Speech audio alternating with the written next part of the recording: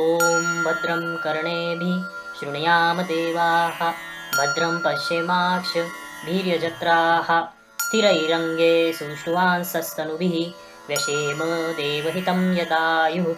ॐ स्वस्ति न इन्द्रो वृद्धश्रवाः स्वस्ति न पूषा विश्ववेदाः स्वस्ति न सार्क्ष्यो अरिष्ठनेमिः स्वस्ति नो बृहस्पतिर्दधातु।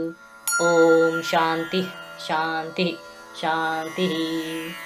ॐ नमस्ते गणपतये त्वमेव प्रत्यक्षं तत्त्वमसि त्वमेव केवलं कर्तासि त्वमेव केवलं धर्तासि त्वमेव केवलं हर्तासि त्वमेव सर्वं खल्विदं ब्रह्मासि त्वं साक्षादात्मासि नित्यं ऋतं वच्मि सत्यं वच्मि अवत्वं माम् अववक्तारम् अवशोतारम् अवदातारम् अवधातारम् अवानुचान्नमवशिष्यम् अवपश्चात्तात् अवपुरस्तात् अवोत्तरात्तात् अवदक्षिणात्तात् अवचोर्ध्वात्तात् अवाधरात्तात् सर्वतो मान् पाहि पाहि समन्तात्।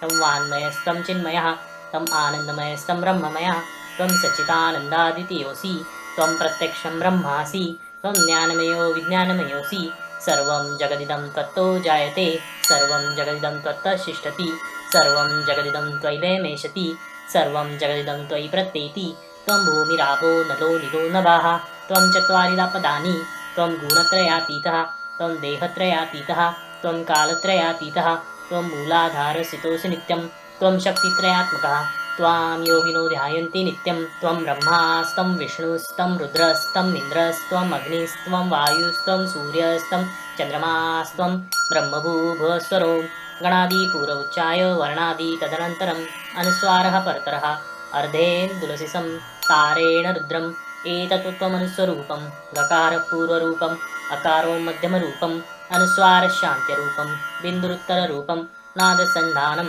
संहिता सन्धि सैषा गणेशविद्या गणकऋषि निजृद्गायत्री छन्दः गणपतिर्देवता। ॐ गं गणपतये नमः। एकदन्ताय विघ्नहे वक्रतुण्डाय धीमहि तन्नो दन्तिः प्रचोदयात्।